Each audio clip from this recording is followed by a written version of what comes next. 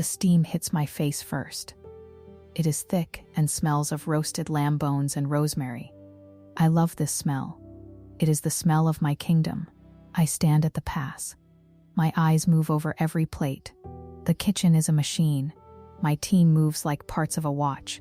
I am the mainspring. Check on the table for risotto, I say. My voice is quiet, but they hear me. It is a Saturday night in London. We are fully booked. People wait months for a seat here. They want my food. They want the Michelin-star on the door. I earned that star. It took 15 years of burns and 14-hour shifts. I adjust a micro-herb with tweezers. It has to be perfect. Everything in my life is about precision. If a sauce is reduced too far, it is ruined. If a steak is pulled 10 seconds late, it is trash.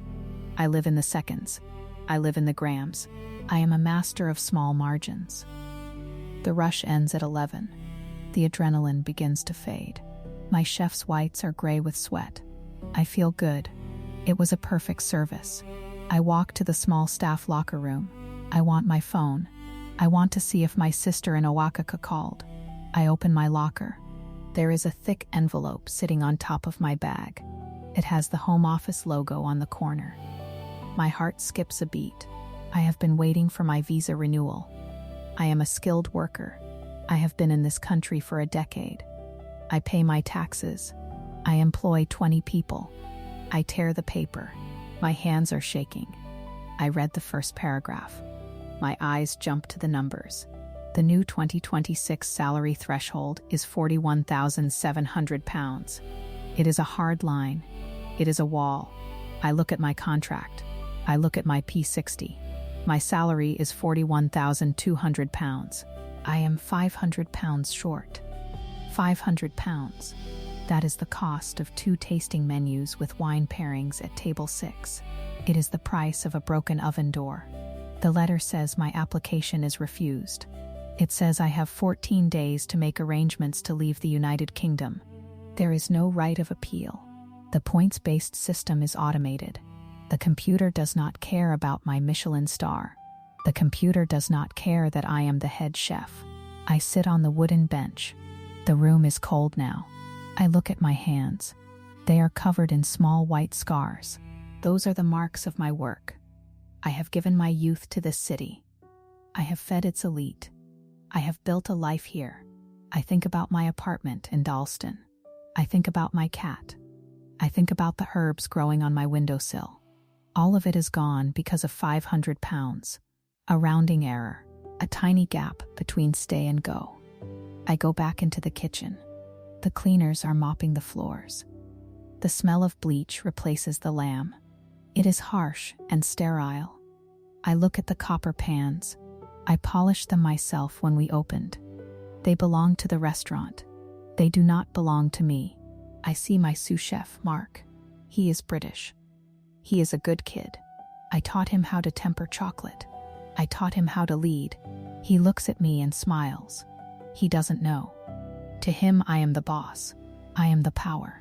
Great night, chef, he says. He is heading out to the pub. Yes, Mark. Great night, I say. My voice sounds like it belongs to someone else. I want to tell him.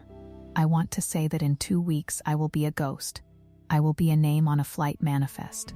But I can't. The shame is too heavy. I walk home. The London air is damp. The red buses roar past me. I usually love the noise. Tonight, it sounds like an engine of expulsion. It sounds like the city is already pushing me out. I enter my flat. It is small, but it is mine. I bought the rug in Camden. I bought the lamp in a charity shop in Hackney. I look at my bookshelves. I have a collection of rare Mexican cookbooks. They are heavy. Shipping them will cost more than they are worth. I sit at my kitchen table. I do the math again. I wonder if I can ask my boss for a raise. I think about the owner, Julian. He is a businessman. He likes me, but he likes his margins more. If he gives me £500 now, will the Home Office care? I check the rules on my laptop. The deadline has passed. The snapshot of my earnings was taken on the date of the application. The window is closed. The lock has turned. I don't sleep. I watch the sun come up over the rooftops. I feel like a criminal. I haven't done anything wrong. I followed every rule. I worked harder than everyone I know, but the rules changed while I was sleeping. The goalposts moved. On Monday, I go to see Julian. His office is above the dining room. It smells of expensive cigars and old paper. He looks up from his ledger. "Lucia, morning. The reviews for the spring menu are incredible," he says. He is smiling. "Julian, I have a problem," I say. I put the letter on his desk. He reads it. He frowns. He rubs his chin. He looks at the number 500. He looks at me. "This is ridiculous," he says. "You're the heart of this place. We'll fix it." "How?" I ask. "I'll call my lawyer. We'll offer a backdated bonus. We'll tell them it was an administrative error." I feel a spark of hope. It is small and flickers. I want to believe him. I need to believe him. 3 days pass. I keep working. I keep cooking. Every dish I send out feels like a goodbye. I plate the scallops with a sense of grief. I sear the venison like I am performing a funeral rite. The lawyer calls on Thursday. I am in the middle of prep. I take the call in the walk-in fridge. It is freezing. I am surrounded by hanging carcasses and crates of kale. "The home office won't budge," the lawyer says. His voice is flat. "The 2026 mandates are absolute. There is no discretion for the caseworkers. A shortfall is a shortfall. If they let you stay, they have to let everyone stay." "But I'm a Michelin chef," I say. "I contribute. I'm not a burden." "The system doesn't see talent, Lucia. It sees data. You are 500 points of data short of a human being in their eyes." I hang up. I lean my head against the cold metal wall of the fridge. I want to scream. I want to throw a tray of eggs against the wall. But I don't. I am a professional. I take a deep breath. I walk back out to the line. I have 8 days left. I start to pack. It is an autopsy of a life. I have to decide what matters. My clothes, my knives, my grandmother's molcajete. Everything else has to go. I put my furniture on a resale app. People come to my flat to buy my things. A young couple buys my sofa. They haggle over the price. They want it for £20 less. I give it to them. Money has no meaning to me anymore. Only time has meaning. I tell my staff on Saturday night. I wait until after the last dessert has gone out. I gather them around the pass. They are tired and happy. "I have to leave," I say. They think I am quitting for a better job. They think I am going to a rival restaurant. "No," I say. "I am being deported." The room goes silent. Mark drops a tasting spoon. It clatters on the floor. "For what?" he asks. "For £500, I say. None of them understand. They are British citizens. They don't know what it's like to have your life tied to a piece of paper. They don't know the fear of a letter through the door. They look at me with pity. I hate it. I don't want pity. I want my kitchen. My last day is a Tuesday. It is raining. London rain is grey and persistent. I go to the restaurant one last time. Not to cook, but to hand over my keys. Julian meets me in the dining room. The chairs are still turned over on the tables. The room is dark. "I'm sorry, Lucia," he says. He hands me an envelope. It is my final paycheck. It includes the £500 I needed. It is a week too late. "Keep it," I say. "Buy a new blender." I walk out the door. I don't look back. If I look back, I will collapse. I go to Heathrow. The terminal is bright and loud. I have 2 suitcases. Everything I own is inside them. I see people going on holiday. They are laughing. They are worried about their gate numbers. I am worried about my soul. I get to the immigration desk. The officer looks at my passport. He looks at his screen. He sees the flag on my file. "Voluntary departure?" he asks. "Yes," I say. He stamps my passport. The sound is loud. It is the sound of a door slamming. He doesn't say thank you for your service. He doesn't say sorry for the mistake. He just hands the book back to me. "Have a safe flight," he says. I walk toward the gate. I pass a high-end airport restaurant. I see a chef through the glass. He is plating a salad. He looks stressed. He looks busy.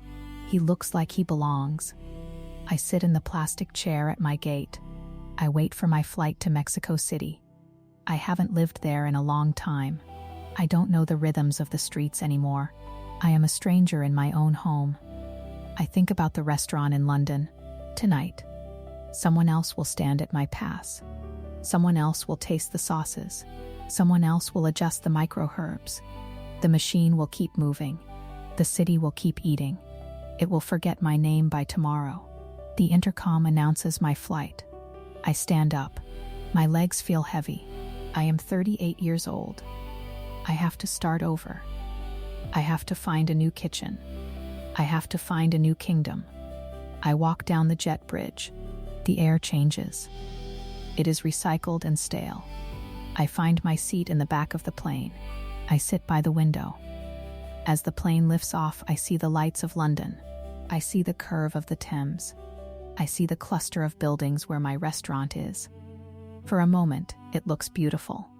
It looks like a dream I had. Then we hit the clouds.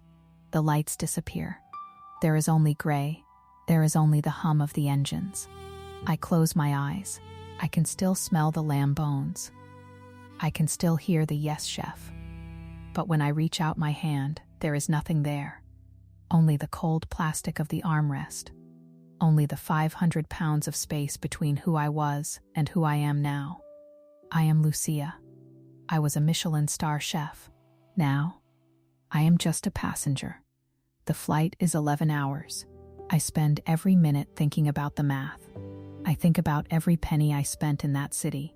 I think about the coffee I bought last week. I think about the bus fare. If I had saved it, if I had negotiated better, if I had been worth just a little bit more to the system. But the system is not a kitchen. You cannot fix a bad dish with a pinch of salt. You cannot balance the flavors. The system is a wall, and I am on the wrong side of it. I feel the descent begin. The pilot announces our arrival. The sun is bright over Mexico. It is a different kind of light. It is harsh and honest. I step off the plane. The heat hits me. It is heavy and smells of dust and corn. I walk to the baggage claim.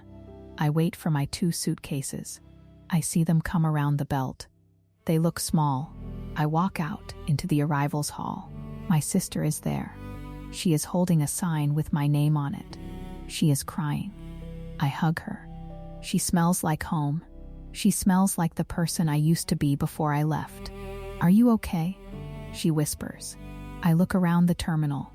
I see the faces of people who look like me. I see the chaos. I see the life. I'm here, I say. It is the only truth left. I am here. The rest is just smoke. The rest is just a star that went out. I leave the airport. We get into a taxi. The driver is playing loud music. He is weaving through traffic. I look out the window at the mountains. They are ancient. They don't care about visas. They don't care about thresholds. I think about my knives in my suitcase. They are still sharp. They still know how to cut. I will cook again, but I will never forget the price of a life in London. 500 pounds. That is what I was worth to them. And that is the only recipe I have left.